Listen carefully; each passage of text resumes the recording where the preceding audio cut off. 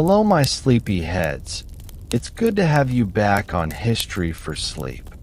You know those nights when your mind won't stop wandering, when you've already watched Sleepless Historian, Boring History Sleep, Historian Sleepy, Dreamoria, maybe even any sleep video channel. But you're still awake, still searching for one more story to drift away with? Then this one's for you. Because tonight, we're not just falling asleep. We drift gently into a shadowed world the church once sought to control, where candlelight trembles beside hushed whispers of guilt and confession, and only the quiet hope of forgiveness lingers before sleep. It is a place where every breath carries both sin and prayer, where nobles, monks, and the condemned alike trembled at what the night might reveal. And now you are about to step softly into their final hour of stillness. So close your eyes, maybe turn on the fan for a soft, sleepy background, and let's start. Tonight, we drift back into the shadowed heart of the Middle Ages. The world around you fades, and in its place, another awakens. The sound of distant church bells echoes faintly across misty hills. The air is heavy with wood smoke and the scent of damp earth. Somewhere, a single candle flickers behind a narrow window. The streets are uneven, carved from mud and stone, and the sky above is a soft bruise of twilight. This is not the Middle Ages of grand castles or shining knights.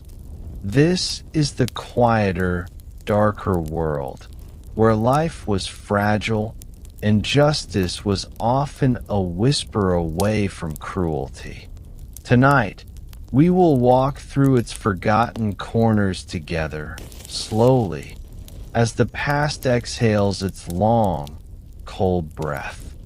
By day, the medieval world was filled with noise, markets, animals, blacksmiths, the shouts of traders selling bread and wine. But by night, everything changed.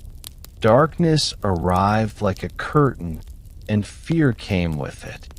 People locked their doors and prayed for safety, clutching rosaries or muttering old charms against thieves, witches, and spirits that roamed the roads. In this silence, crime was not distant. It lived close, woven into the rhythm of survival. A stolen loaf of bread, a dagger glinting in an alley, a desperate man's choice between hunger and sin. For most, punishment came swiftly and mercy was rare.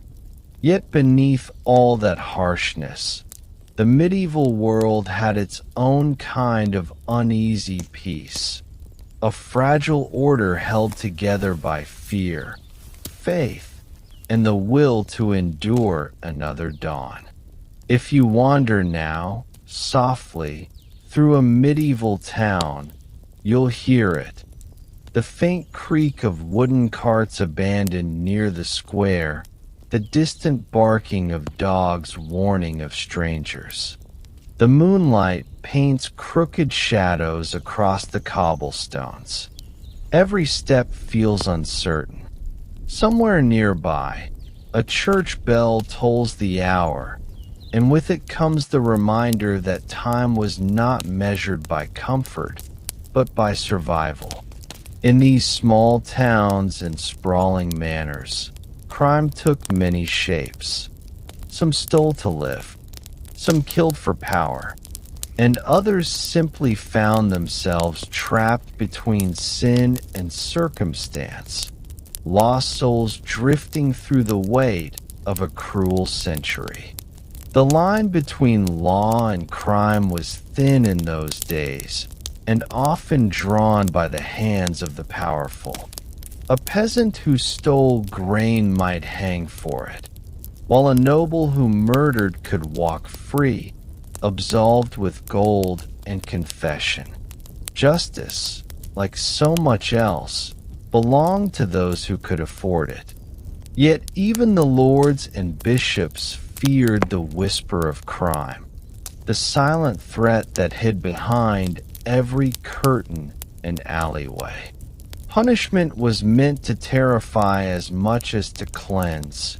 Gallows in the square, iron cages hanging from the walls, the smell of burning pitch at dawn. These sights were reminders to obey, but also to fear. And in that fear, people found strange comfort. They believed that order, however cruel, kept the world from slipping into chaos. But crime in the Middle Ages was not always born of malice. Sometimes it was born of hunger. Picture a mother standing in a crowded market, her children thin and cold. Her eyes dart toward a basket of bread left unguarded for a moment. A trembling hand reaches, a simple act that, to her, means survival. To others, it means theft. In a world where the church preached virtue but offered little food, survival often clashed with salvation. Sin and necessity walked side by side. Each act of desperation left its mark on the soul and the body, through confession, punishment, or both. And yet, for all their fear of eternal damnation, people still took those chances, still risked the lash, the noose, or the fire, because hunger, too, was a kind of death. The night deepens. The stars above medieval Europe shine faintly through smoke and mist. You can almost hear the crackle of torches as guards patrol the narrow lanes, their armor rusted and heavy. The lawmen of the age were few, their justice inconsistent. Sometimes they caught the guilty. Sometimes they punished the innocent. More often, they punished whoever they could find. The watchmen carried lanterns that barely pierced the dark, symbols of fragile order against overwhelming night. And in that darkness, crime continued quietly. Whispers exchanged in taverns, purses cut in crowded streets, secrets bought and sold for survival. Beyond the towns, the countryside was wilder still. Forests loomed vast and ancient, their paths twisting like memory itself. Travelers feared the woods after dusk, for it was said that thieves made their homes there. Men with desperate eyes, cast out from the world of laws. Some robbed with violence. Others simply waited for the lost. Roads between villages were long, and help was far away. Many who ventured out after sunset did not return. Yet even among the outlaws, there was a strange code of honor, an unspoken rule of balance. The poor stole from the poor, the desperate from the powerful, and fate, indifferent as ever, turned her wheel over all of them. The church, too, had its crimes, though cloaked in piety and silence. The selling of indulgences, the greed of bishops, the confession turned to blackmail, all whispered sins beneath the echoing vaults of cathedrals. Ordinary people watched as priests preached virtue by day and collected gold by night. And yet, even knowing this, few dared to question. Faith was not only belief, it was survival. To doubt the church was to risk the label of heretic. and heresy was a crime worse than theft or murder. For to the medieval mind, the soul's corruption was far more terrifying than any worldly pain. In this way, fear ruled hearts more effectively than any sword. As centuries turned, so too did the meaning of crime. Some men rose to power by breaking laws, others fell by keeping them. Kings themselves were not immune, poisoned in their chambers, betrayed by kin, or undone by their own greed. In a time where rumor could condemn and accusation was often enough, the boundary between guilt and innocence blurred into shadows. It was not the truth that mattered most, but who had the louder voice, the sharper blade, or the church's ear.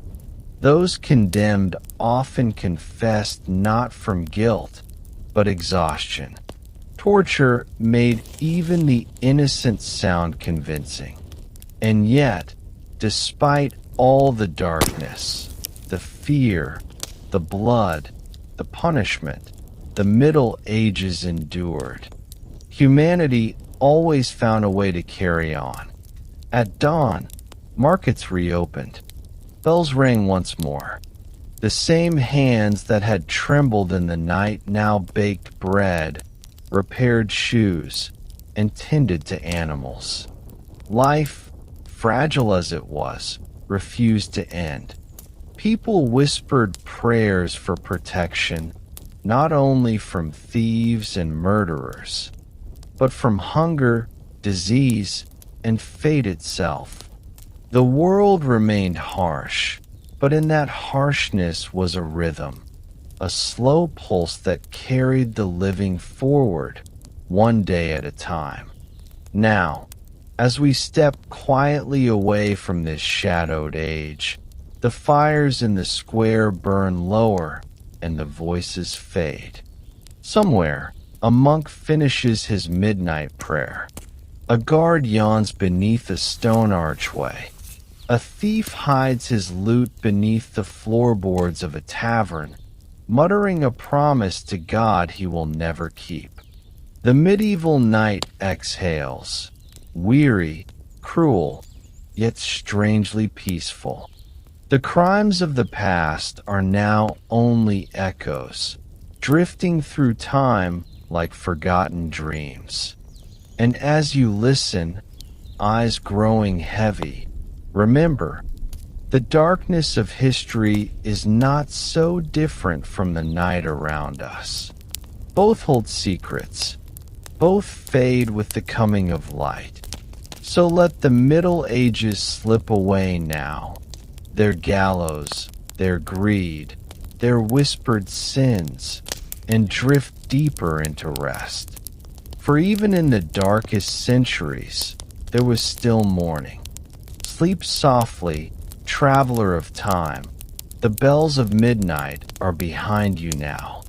The night has deepened, and the last light of the medieval town fades behind us. Beyond the city gates, the road stretches like a ribbon of darkness, winding through forests and open moors. The air is colder here. The only sounds are the crunch of gravel beneath hooves and the distant cry of an owl. Travelers move cautiously, clutching their cloaks tighter, eyes darting toward every flicker of movement in the trees. They know the stories of men who lurk beyond the torchlight, waiting for the careless and the wealthy. These were the highwaymen, the ghosts of the lonely roads, both feared and strangely admired. The Middle Ages were not kind to wanderers. Roads were rough, unguarded, and long stretches of them lay between villages or inns. Merchants carried coin and goods. Pilgrims carried faith and a few precious possessions. To those desperate enough, Both looked like opportunity. The line between survival and sin blurred easily on these paths. A man cast out by famine, war, or debt might find the forest his only refuge, and the knife his only tool. Some became robbers out of greed, others out of necessity, yet all became part of a legend that would echo through centuries. The shadowy figure of the road thief, the man who lived by moonlight and steel. In truth, few highwaymen were the romantic outlaws that later ballads would sing about. Most were ragged, hungry, and haunted. They struck fast, in silence, before fading back into the trees. But the myth of the gallant thief, the one who robbed the rich and spared the poor, began here in the medieval wilds. Perhaps it was born from hope, or from the quiet admiration of those who watched the powerful fall to the powerless. A noble stripped of his purse by a commoner. For many, it was justice of a kind the courts never gave. Picture the moment. A lonely rider approaches a narrow bridge. The moon is half hidden by clouds. The air feels still, too still. Then, from the shadows, figures emerge. Cloaked in rough wool, faces masked with cloth or mud, they move like phantoms. A voice, calm and steady, demands the rider's coin. The traveler's trembling hand offers a purse. No one shouts, no one fights, for both know how this ends. The thieves melt back into the dark, and the road grows silent once more. The traveler survives, poorer but alive. And somewhere in the woods, the stolen silver clinks softly in the dark, like the echo of another man's sin. The punishments for such crimes were cruel and swift. In towns, captured robbers were hanged without ceremony, their bodies left to sway beside the roads they once haunted as warnings to others. Yet fear did little to stop the desperate. For many, a noose was no more frightening than starvation. It was said that some thieves smiled on the gallows, whispering prayers or curses to the watching crowd. To them, the rope was simply the end of a long road, one they had walked by choice or by fate. And when the wind blew, villagers claimed they could hear the creak of the gallows as if it were the highwayman's laughter carried through the night. The forests that sheltered these men were vast and ancient. Thick oaks and tangled thorns concealed entire lives. Makeshift camps, secret paths, hidden caches of stolen goods. These were wild places, untouched by the order of kings. They belonged to no one, yet offered refuge to all who had nowhere else to go. Runaway serfs, deserters, exiles, and thieves. The outlaw communities that grew here were small, often temporary, bound by fragile trust and the need to survive. Firelight flickered on faces hardened by hunger, yet among them there were moments of strange kinship. Men and women sharing stolen bread, whispering of freedom and danger in equal measure. For travelers, the journey through such lands was a test of faith. Some hired guards, others joined caravans, trusting safety in numbers. Still, danger often came not from the forest, but from those meant to protect them. There were corrupt sheriffs, false toll keepers, and mercenaries who robbed as easily as they defended. In this way, The medieval road became a mirror of the world itself, full of peril, deceit, and fleeting mercy. Even those who escaped the highwayman's blade might lose their way to weather, hunger, or simple bad luck. Legends began to bloom around certain names, tales whispered at tavern fires and told to frighten children. Some spoke of a thief who could vanish into mist, or another who never killed but always escaped capture. These stories mixed truth and dream, comfort and fear. They gave faces to the faceless, purpose to the desperate. And so, the highwayman became a creature of folklore, both villain and hero, condemned and remembered. Songs were written long after they were gone, as if the world could not quite decide whether to pity them or to curse them. The church, as always, warned against such sympathy.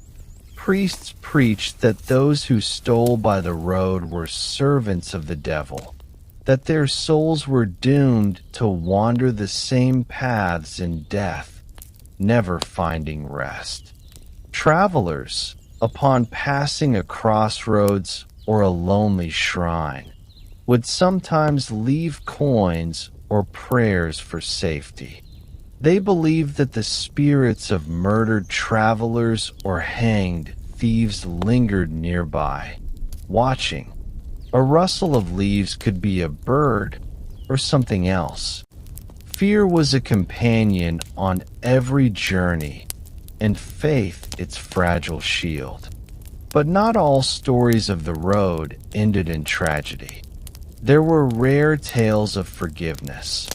A monk spared by robbers who sought his blessing, or a widow given back her purse by a thief who saw his own mother's eyes in hers. Such moments, whether true or imagined, reminded the medieval listener that even in darkness, a trace of humanity could flicker, like a distant torch, and perhaps that small light made the night seem a little less endless. As the years passed, kings tried to tame the roads. Patrols were organized, tolls collected, punishments intensified. Yet the highways remained wild, as if the land itself resisted control. For every robber hanged, another rose in his place. The Middle Ages were not built on safety, they were built on endurance.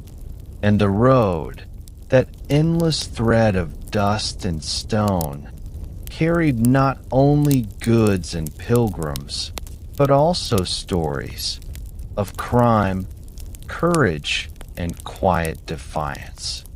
Now, imagine that the fire has burned low. The forest is hushed.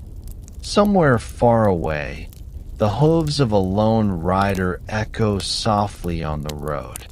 Perhaps it is a merchant returning home. Perhaps it is the ghost of a thief, forever bound to the path he once ruled. The night listens, patient and endless. The wind sighs through the branches, carrying whispers of lives long gone, of gold buried beneath roots, of crimes forgotten, of names erased by time. As you listen, the world of the highwayman fades gently into silence. The torches dim, the forest breathes, and the road disappears into shadow. Another story ends, swallowed by the soft murmur of history. Sleep now, traveler. The road is quiet again. The danger has passed. The moon still watches above, steady and pale. And somewhere, deep within the forest, the last echo of a highwayman's laughter drifts away, carried on the wind, forgotten by all but the night itself. The candle burns lower now. Its flame trembles in the quiet air, and shadows stretch across stone walls. We leave the wild roads behind and step into the cold corridors of castles, places built on ambition, guarded by silence, and haunted by power. Here, among banners and marble halls, crime wore a different face. The hands that stole were gloved, the blades that killed were jeweled, and the secrets that ended lives were whispered in rooms that smelled of wax and wine. This was the realm of nobles, where betrayal was not an accident, but an art. The Middle Ages adored the illusion of order. Kings ruled by divine right, and their courts sparkled with ceremony and grace. Yet behind that glittering veil, a darker rhythm beat.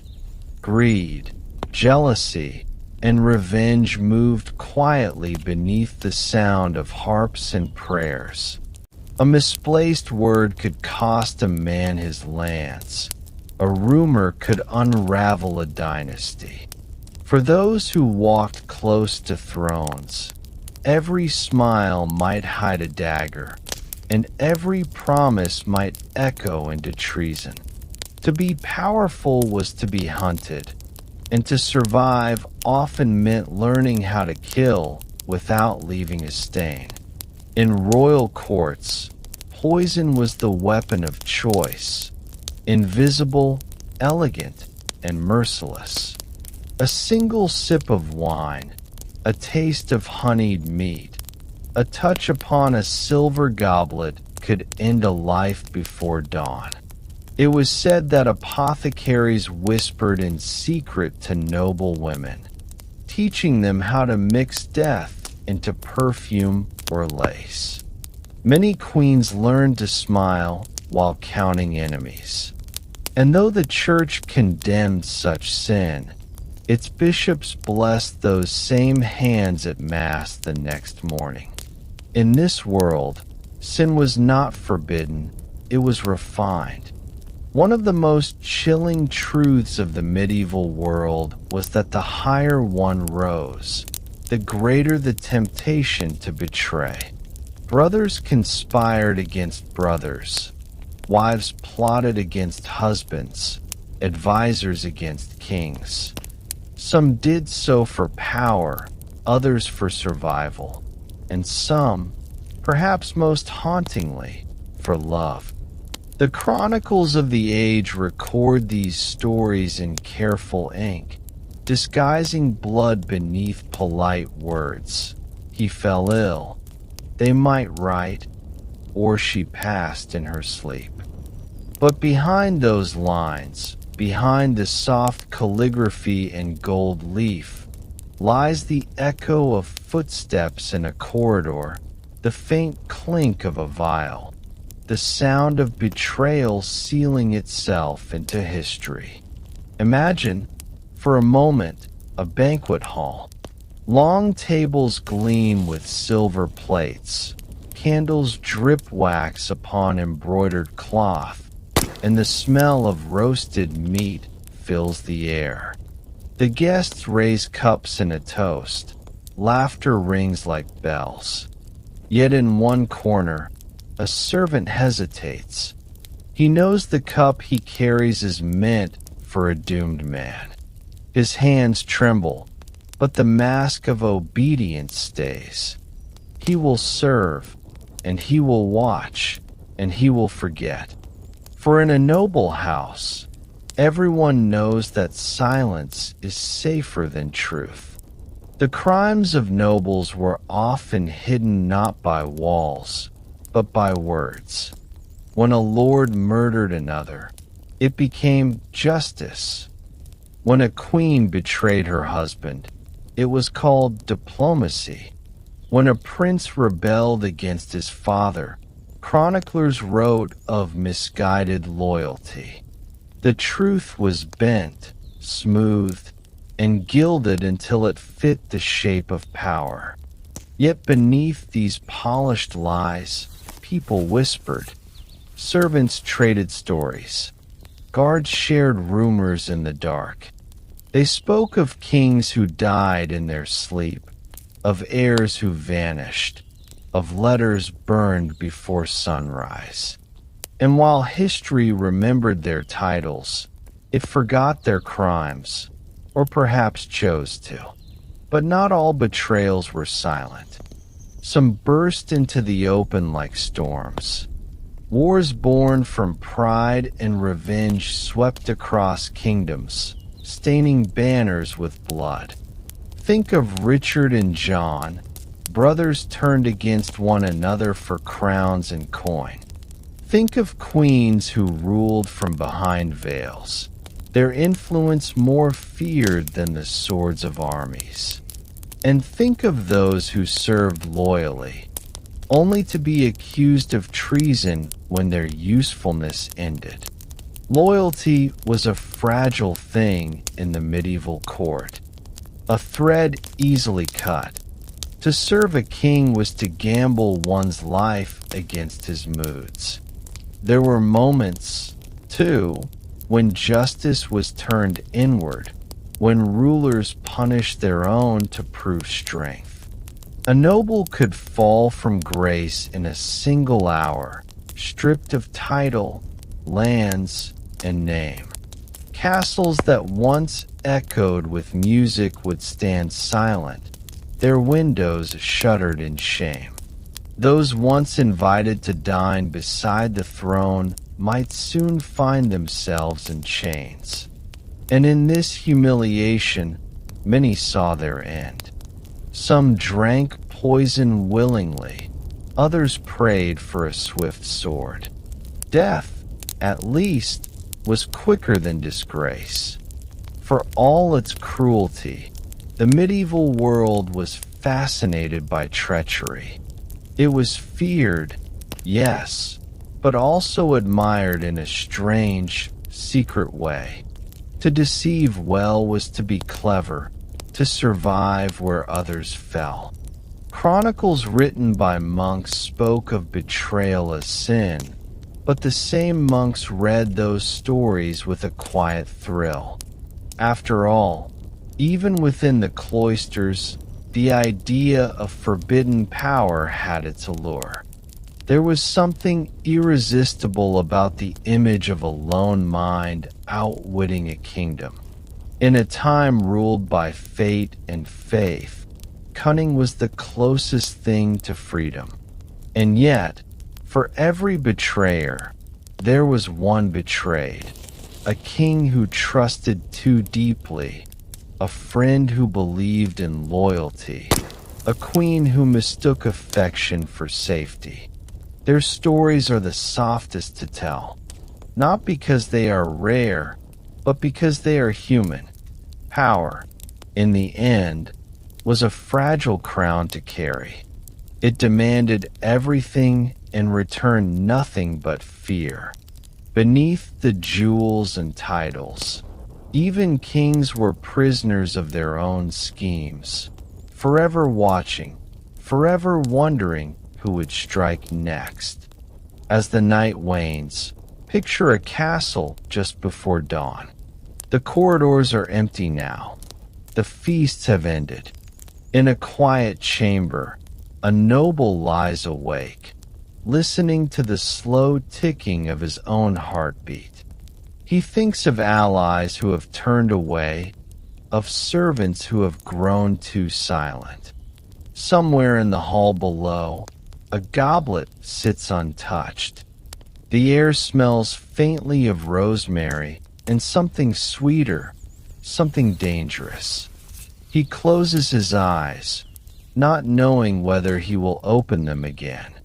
Outside, the snow begins to fall, soft and endless. Inside, another secret is born. Betrayal was the music of the Middle Ages, soft, constant, and inescapable. It played in royal courts, in monasteries, even in the hearts of peasants who dreamed of a better life. The crime of betrayal was not measured by blood alone, but by trust, the rarest treasure of all. And when that trust was broken, it lingered like smoke over kingdoms and hearts alike. So now, let the castle fade. The torches dim. The marble cools beneath the weight of mourning. The betrayals of the night slip into legend, their details erased by time, their whispers fading like a dream upon waking. What remains is only the echo, soft, uncertain, and eternal. Rest easy, traveler. The thrones and daggers are behind you now. The noble halls grow quiet once more, and history, as always, forgives what it cannot remember. Sleep well, under the silence of the old stone, where every betrayal has finally turned to dust. The wind has grown colder tonight.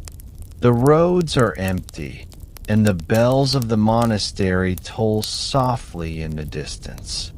Beyond those stone walls, a faint mist curls over the fields like smoke from an invisible fire.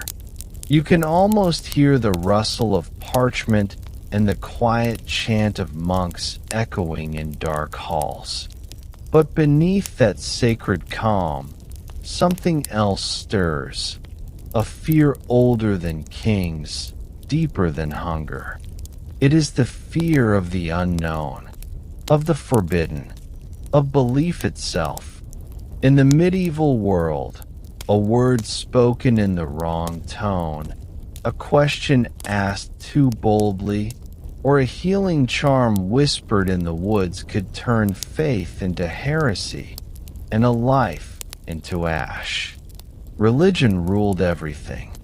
From the moment a child was born, the church's blessing marked their breath, and when they died, the same faith guided their soul into eternity.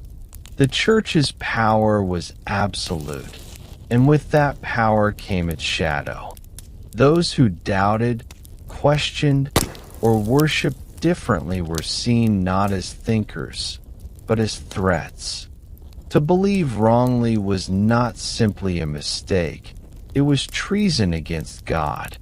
And so, the Middle Ages became an age of fear dressed in devotion. People learned to pray loudly, to obey swiftly, and to hide their doubts in silence. For the walls of faith had ears, and confession could both save and destroy. The word heresy carried a weight that few dared to test. It meant straying from the path of truth, even if only by a thought. A villager who muttered that the priest was greedy, a scholar who suggested the stars might guide fate, or a woman who mixed herbs for healing. Any could be marked as dangerous. At first, these whispers were local, handled by village priests. But as centuries passed, the church grew less forgiving. The Inquisition was born, a machinery of faith that hunted not with swords, but with questions. Its priests traveled across Europe, wearing black robes and carrying parchment instead of steel. They listened, they wrote, and they judged. And once a name was written down, it was almost impossible to erase. The trials that followed were often quiet at first. A knock on a wooden door, a whisper in the night. Accusation was as contagious as fear. Once it began, it spread through villages like wind through wheat. Neighbors turned against neighbors. Old grudges surfaced as holy vengeance. A farmer's wife accused another of cursing her cow. A child's fever was blamed on a midwife's herbs. It didn't matter whether it was true. What mattered was that someone must be guilty. For in a world ruled by faith, suffering demanded explanation, and it was always easier to blame a person than to question heaven. Many of those accused were women, not because they were wicked, but because they were visible. In a world where silence was virtue, a woman who spoke too much, who knew too much, or who lived alone was suspicious by nature. Some were healers, gifted in the quiet art of herbs and remedies. Others were simply old, poor, or different. The word which became a vessel for fear, a name that could be filled with whatever darkness people needed to see. And when a name became cursed, the body soon followed. Picture a small village square at dusk. The crowd gathers, cloaked against the chill. A woman stands before them, bound, her eyes calm yet distant. She is not a sorceress, not in the way legends tell, only a healer, accused by those she once helped. The priest reads her sins, the crowd crosses themselves, and the fire is lit. Smoke curls upward, slow and silent, as if heaven itself is watching. The people whisper prayers, half out of devotion, half out of fear. For in that moment, they believe they are safe, because the danger now has a face. The church claimed it acted to protect souls, but beneath the cross and incense lay something colder: control. To question authority was to question divine order, and that could not be tolerated. Yet heresy did not always come from peasants or wanderers. Sometimes it came from within. There were priests who read the scriptures too deeply, who saw contradictions and dared to ask why. There were monks who sought purity outside church walls, and mystics who claimed to hear God in ways Rome did not approve. The church called them heretics. History would call some of them visionaries. The stories of these thinkers, men like Jan Hus, the Waldensians, and later, the Lollards, are filled with quiet courage and tragic ends. They believed faith belonged to all, not just the rich or ordained. They translated holy texts, preached simplicity, and spoke of truth over power. For that, they were exiled, tortured, or burned, their ashes scattered, their words forbidden, yet their ideas endured, carried secretly by those who still listened. Even in silence, belief cannot be truly killed. It waits, like a candle in the dark, for another soul to find its light. Fear of heresy soon mixed with something even more ancient, the fear of magic. The church had long warned that witches consorted with demons, that unseen spirits whispered through their dreams. In truth, most magic was nothing more than old folklore. Charms against sickness, blessings for crops, rituals for luck. But as the centuries grew colder and the world more uncertain, superstition and faith collided. Each bad harvest, each plague, each storm became a test of piety. And when people could not find comfort in prayer, they found an enemy instead. The Inquisitors' manuals described their methods in chilling calm. They spoke of questioning the accused, of testing the truth. The language was polite, the reality was not. Those brought before the church were asked to confess, to name others, to repent. And when words failed, pain began.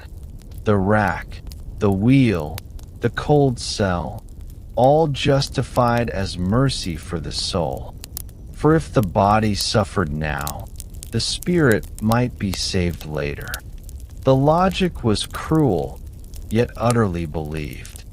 And so, countless voices cried out beneath stone vaults, praying for deliverance from God, from guilt, from the darkness that men had mistaken for light. Outside those walls, ordinary people watched and whispered. Some felt pity, others relief. They told each other stories of witches flying through storms, of demons dancing in churchyards, of heretics plotting beneath the moon. Each tale grew with the telling, feeding the same fear that kept them obedient. The fires that burned the accused also warmed the hearts of the faithful, reassuring them that evil had been named and that they, for now, were safe. But not all who believed were cruel. There were priests who doubted the trials, who spoke quietly against the madness. In dim scriptoria, some monks copied forbidden texts, preserving knowledge that might have been lost.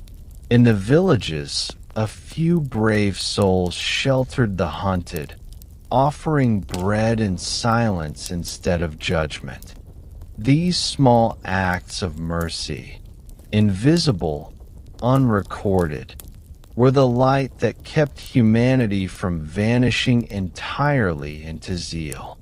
Even in the darkest hours of faith, compassion found its way through the cracks. Centuries later, when the smoke finally cleared and reason began to rise, people looked back in disbelief.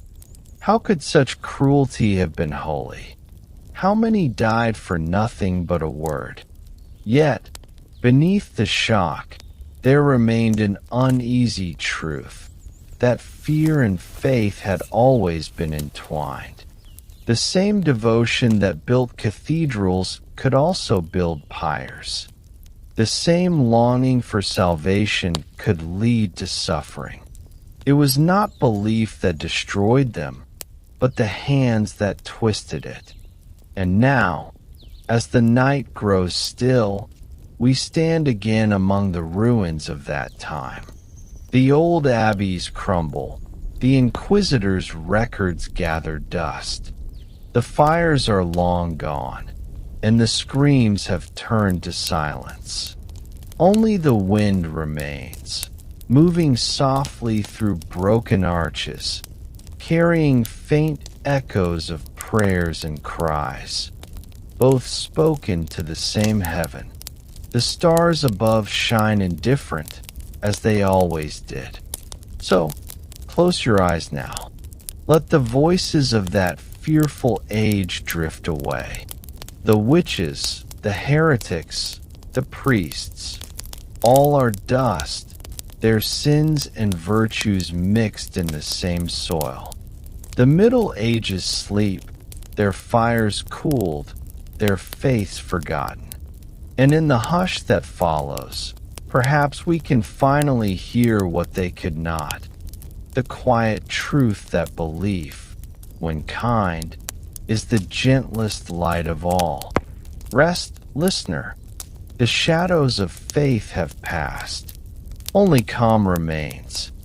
The night fades slowly into the pale gray of dawn.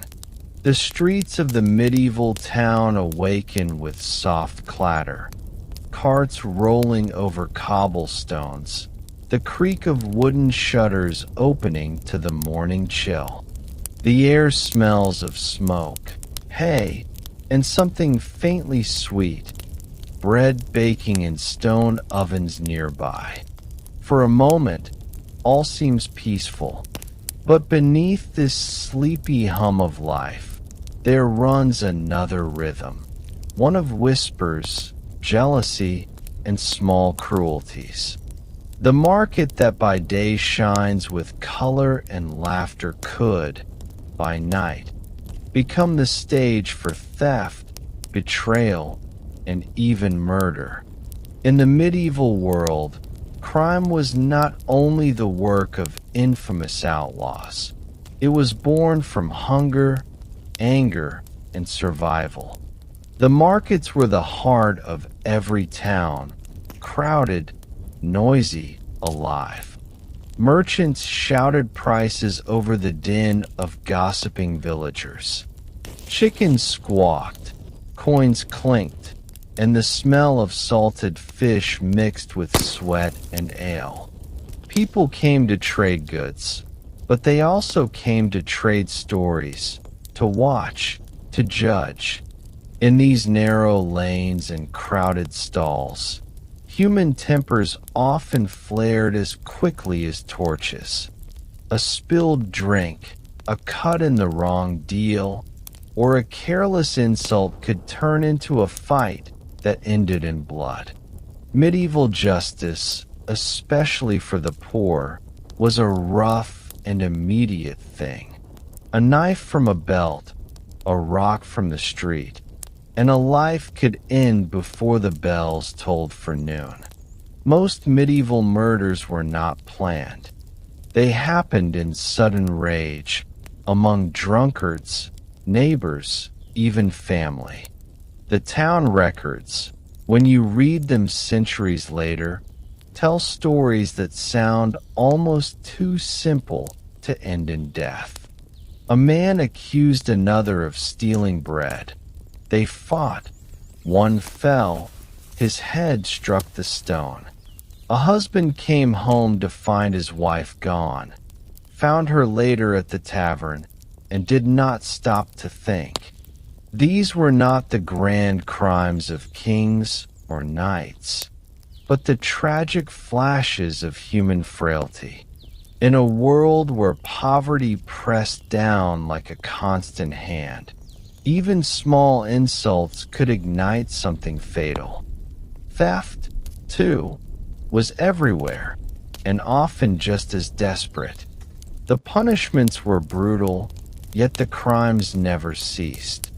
A loaf of bread, a strip of cloth, a chicken, stolen goods were usually small, because hunger was small but constant. In many villages, there was no mercy for the thief, no matter how poor. The law did not see hunger as a reason. A stolen apple could cost a hand, a stolen coin, a life. Markets were guarded by watchmen who carried staffs and sometimes wore bells, meant to frighten rather than fight. They patrolled the stalls, suspicious of every child who lingered too long near a merchant's cart. Yet still, theft persisted, quiet, cunning, woven into the rhythm of survival. Women, too, played their part in this world of quiet crimes. Many worked as servants or washerwomen, earning too little to live and too much to beg. Some stole from their employers, bits of silver, scraps of cloth, not out of greed, but necessity. Others turned to deceit, spinning lies for coin or pretending to know charms that healed or cursed. When caught, their punishment was public humiliation, the stocks, the pillory, the cold shame of being spat upon by those who had once been neighbors. For the poor, punishment was always visible. For the rich, it was often invisible. Drunkenness was the companion of many medieval crimes. Ale flowed freely in taverns, where the line between laughter and violence was thin as candle smoke. Inside, the air was thick with sweat and noise, the clatter of dice, the bark of insults, the thud of mugs on wood. It was here that quarrels began, that knives were drawn in shadows.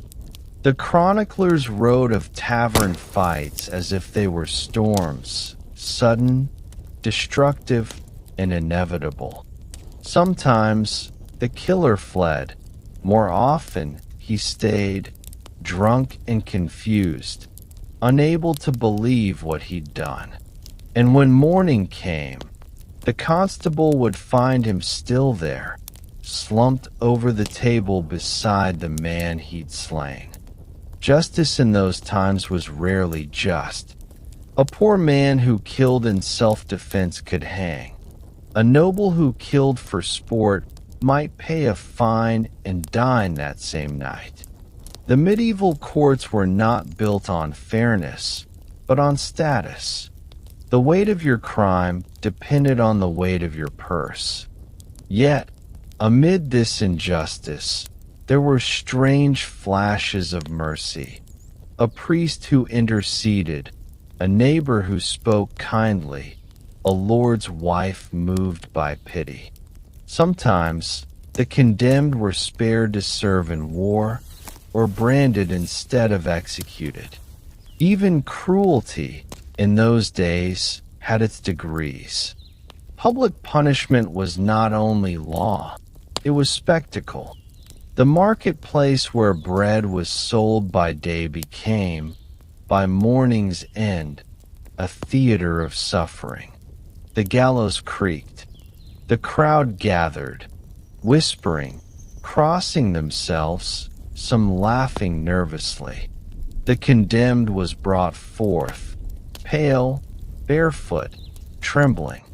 His crimes were read aloud for all to hear. Theft, blasphemy, murder. And then came the sentence, a hanging, a whipping, or the chopping of a hand. To the onlookers, it was a warning. To the church, it was cleansing. But to the condemned, it was simply the end of a long road that had begun, most often, with hunger.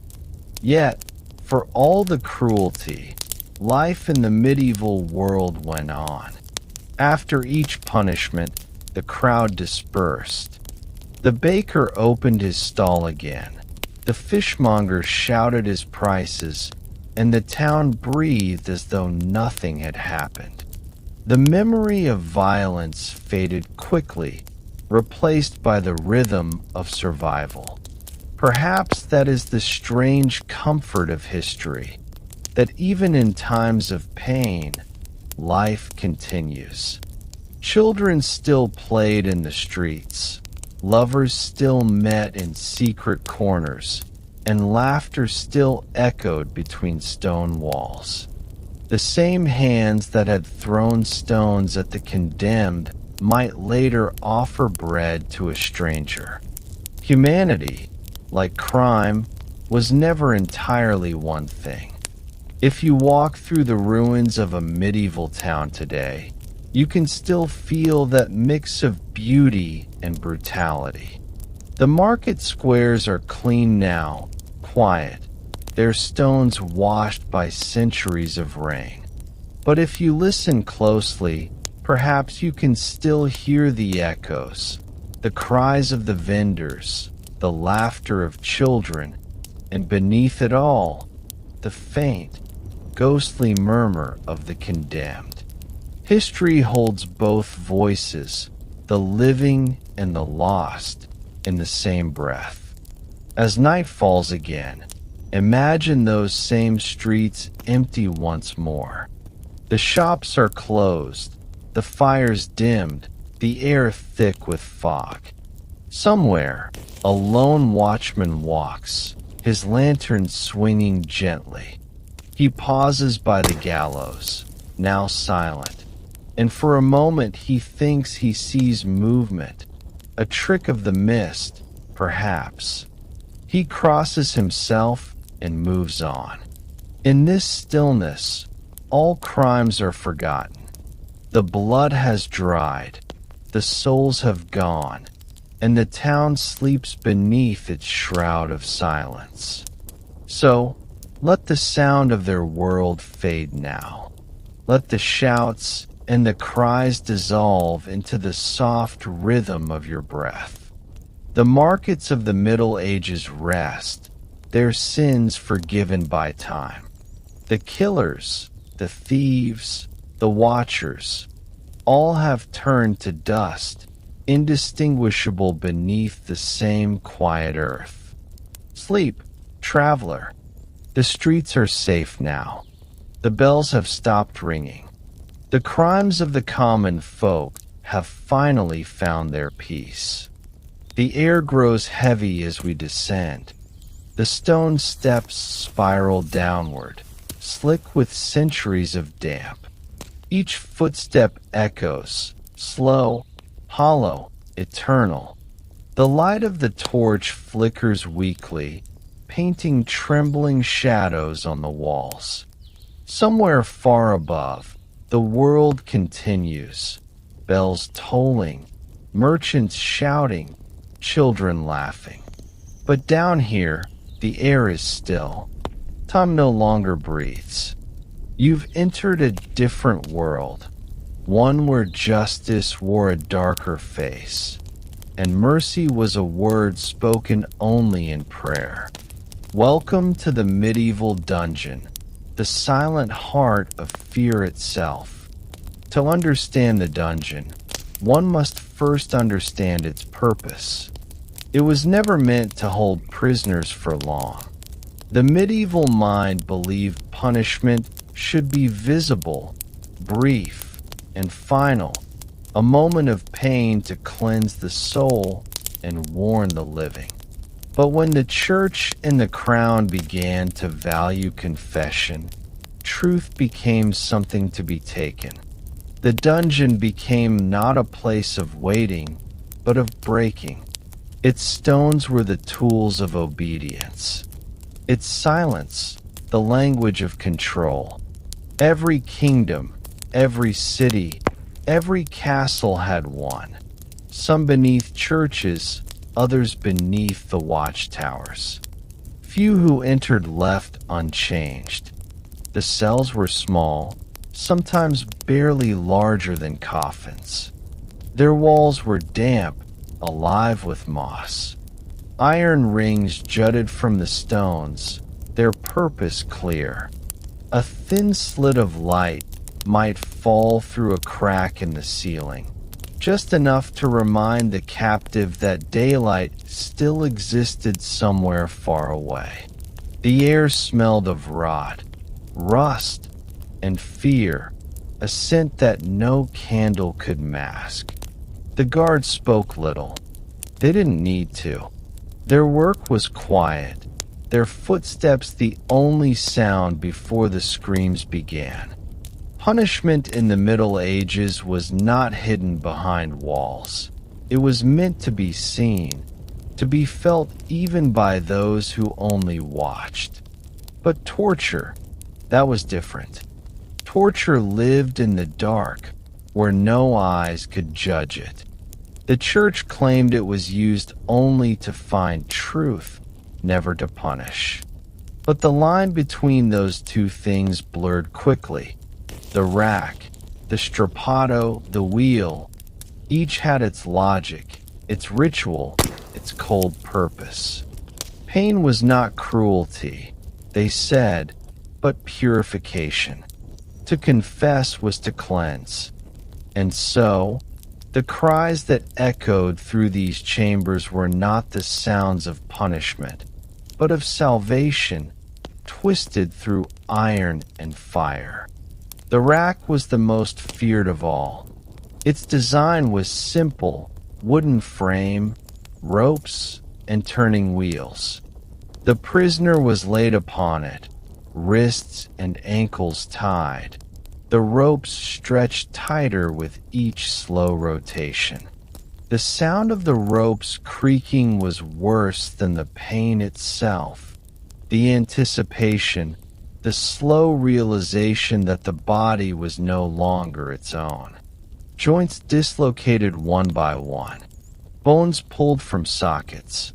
And through it all, The inquisitor asked his questions calmly, gently even, as if speaking to a child.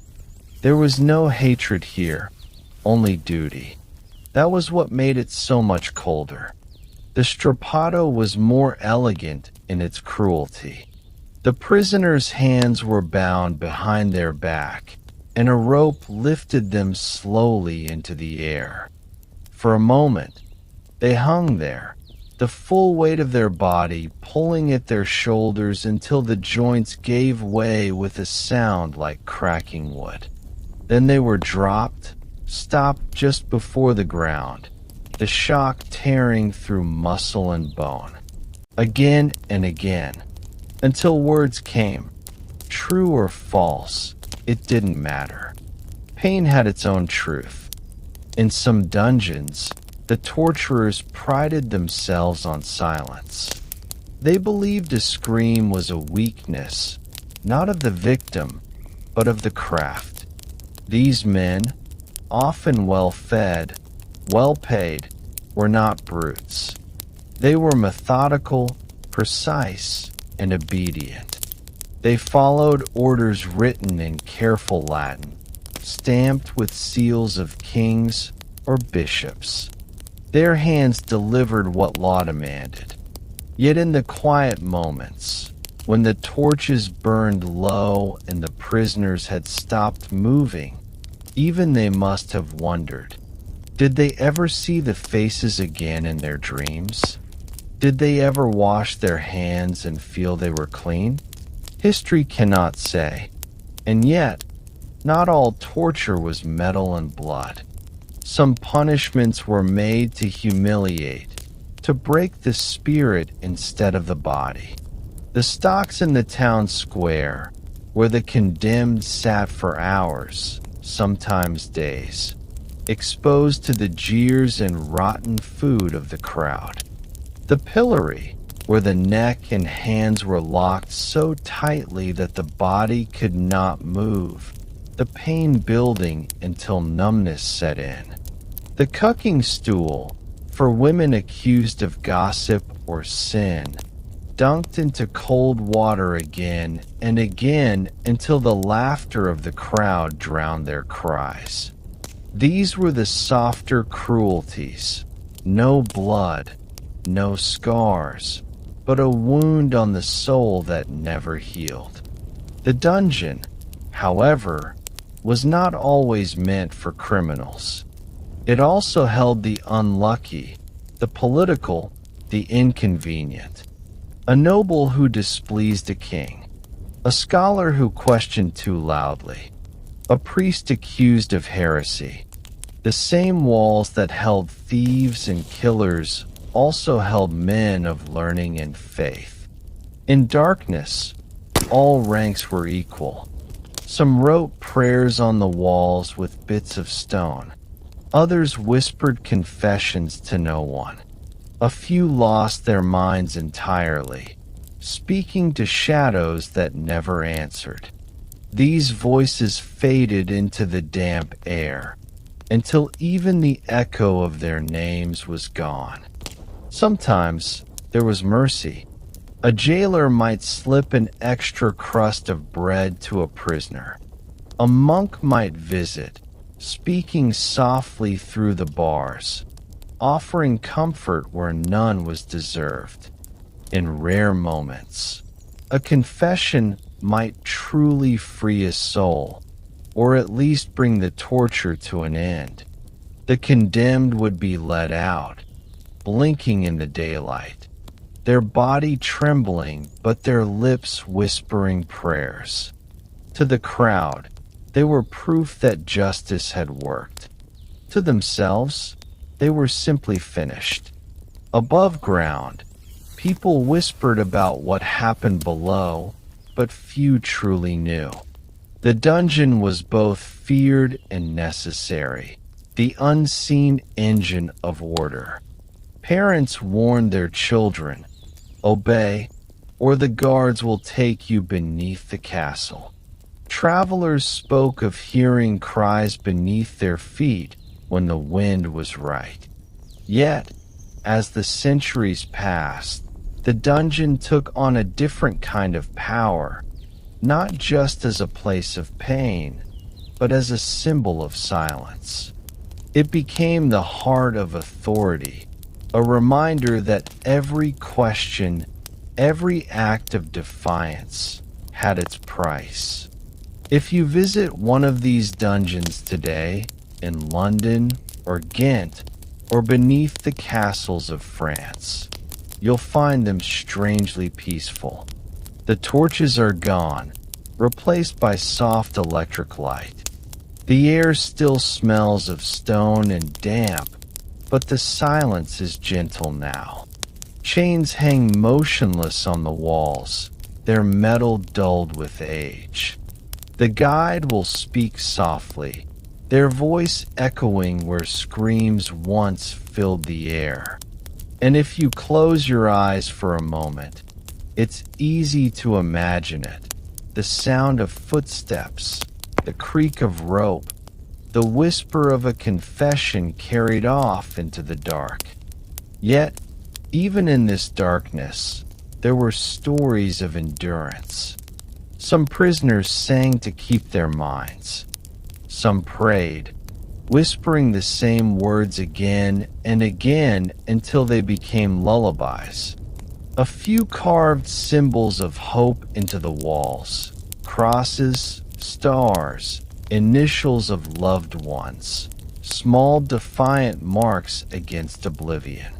Those carvings remain, faint but visible, proof that even in the blackest silence, humanity resisted. The dungeon could take the body, but not always the will. Now, as we rise again from that depth, step by step, breath by breath, the air begins to warm. The sound of life returns. The torch burns brighter, and the smell of earth fades into the scent of wood smoke and bread from the kitchens above.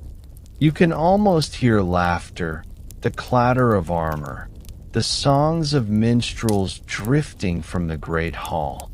The world of sunlight feels distant, fragile, as if it belongs to someone else.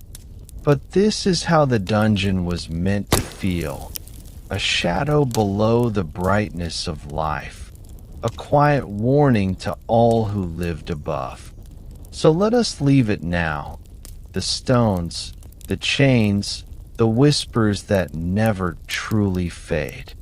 Let the doors close softly behind us. The screams have long stopped. The air is calm again. History has forgiven what mercy could not.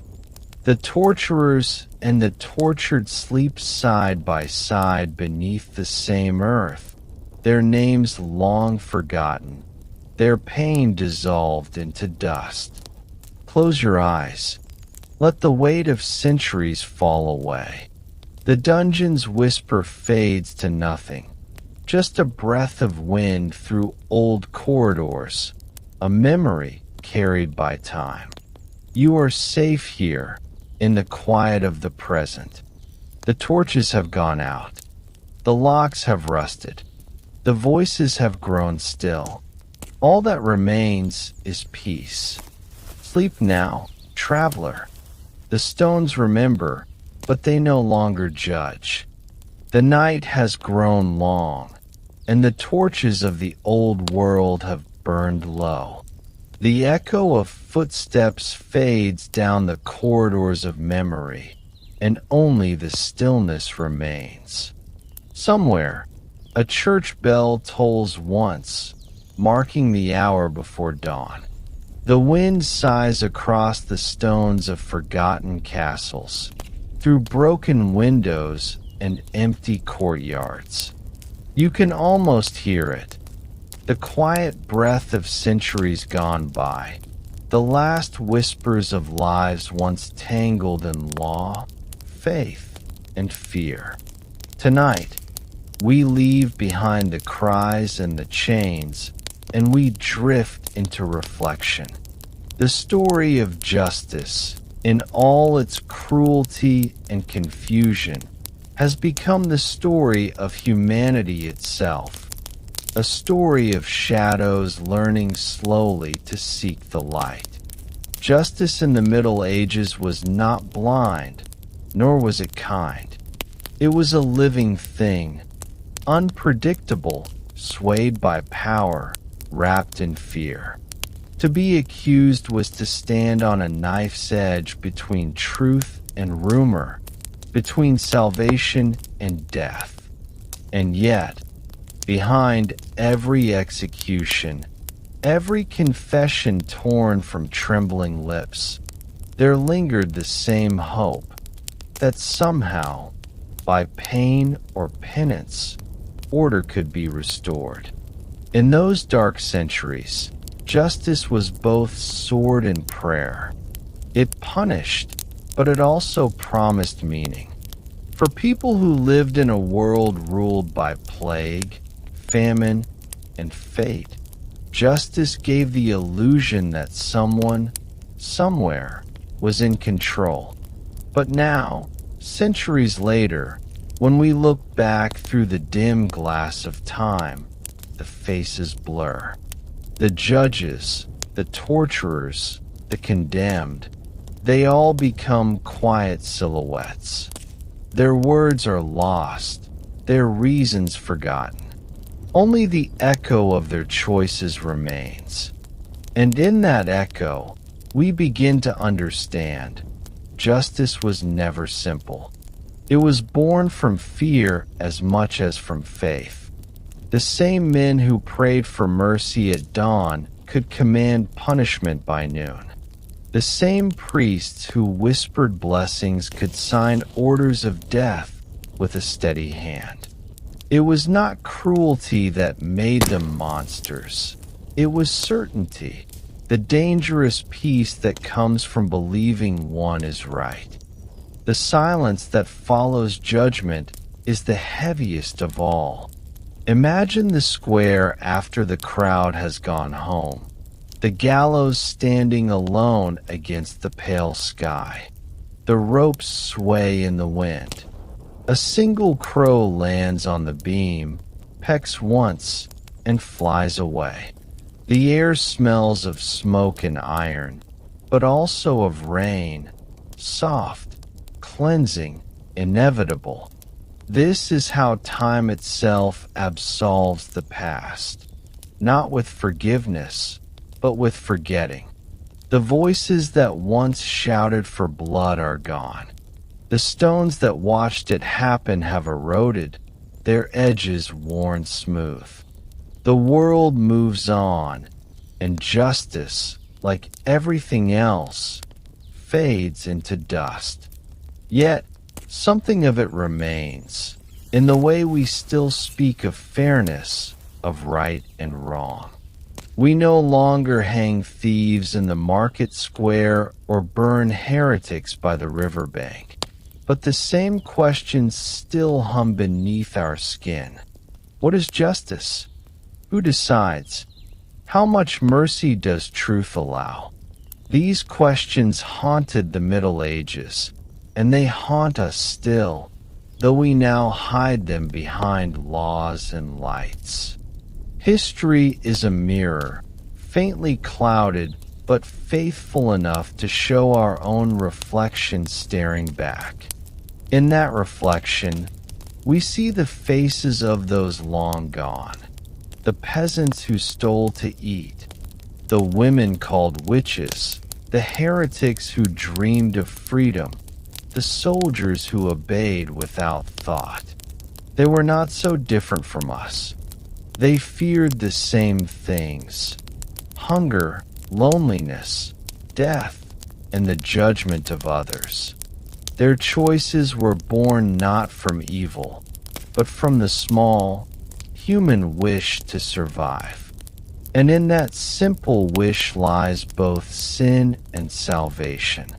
To live, to breathe, to hope, even in chains, is the oldest form of defiance.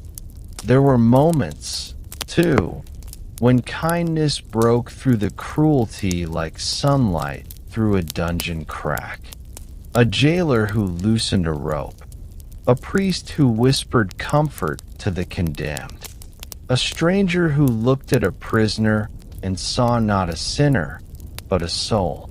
These small mercies are easy to miss in the grand sweep of history, but they mattered.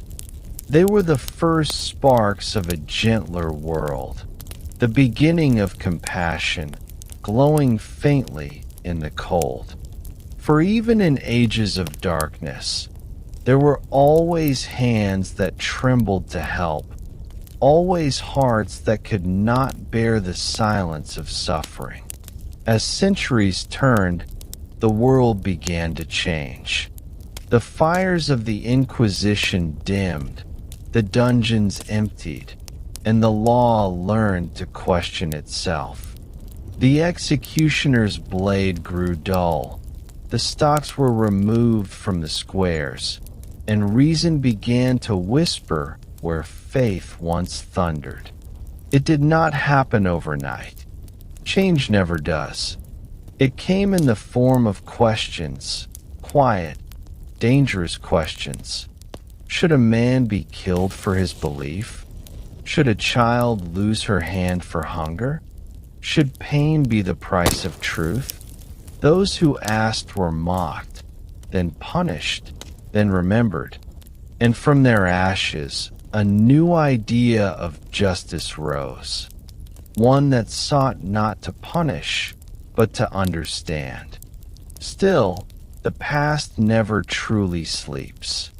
The ghosts of the Middle Ages linger in our stories and fears.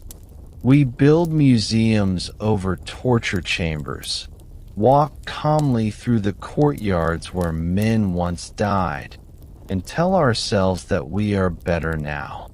But sometimes, in the silence of night, when the world outside grows still, the mind wanders, and we hear it. The faint creak of rope, the whisper of confession, the soft plea for mercy carried on a wind long vanished. These are not hauntings, but reminders that progress is fragile and memory is its guardian. If you listen closely now, beneath the hum of the present, you can almost hear the heart of history beating softly. It is slow, steady, patient. It has seen kingdoms rise and crumble, empires burn and rebuild, faiths bloom and fade. It remembers every voice, the innocent and the guilty alike, and folds them all into the same silence. For time, in the end, is the gentlest judge. It punishes no one, but it forgets no one either. The wind outside deepens. The last candle burns low, its flame bending as if in prayer. The world of the Middle Ages, of gallows and dungeons, of witches and kings, drifts further away with every breath. It becomes mist, then memory, then dream. The cobbled streets are empty now. The crowds have vanished. The prisons stand hollow, their doors hanging open to the air. Only the moonlight remains, spilling through broken windows, silvering the dust that dances where pain once lived. And so, we come to the quiet end of this long journey through crime and punishment, through guilt and grace. History's most notorious criminals, its torturers and its victims, its judges and its martyrs, they have all spoken their part. The story is complete. The fires are out. The bells are still. Only the hush of understanding remains. Now breathe deeply. Let the weight of the past fall from your shoulders. Let the centuries melt away like snow beneath morning sun. The world has grown soft again, gentle, forgiving. You are far from the dungeon, far from the market square, far from the noise of judgment. All that's left is the rhythm of your breath and the whisper of peace. As you drift towards sleep, imagine the ancient world sinking beneath the waves of time. Its towers crumble, its chains dissolve, its cries turn to silence. The stars above watch, as they always have, patient, distant, eternal. In that stillness, you are safe. In that stillness, you are forgiven. In that stillness, you can rest. Good night, traveler. The darkness no longer frightens. It listens. It remembers. And now it sleeps.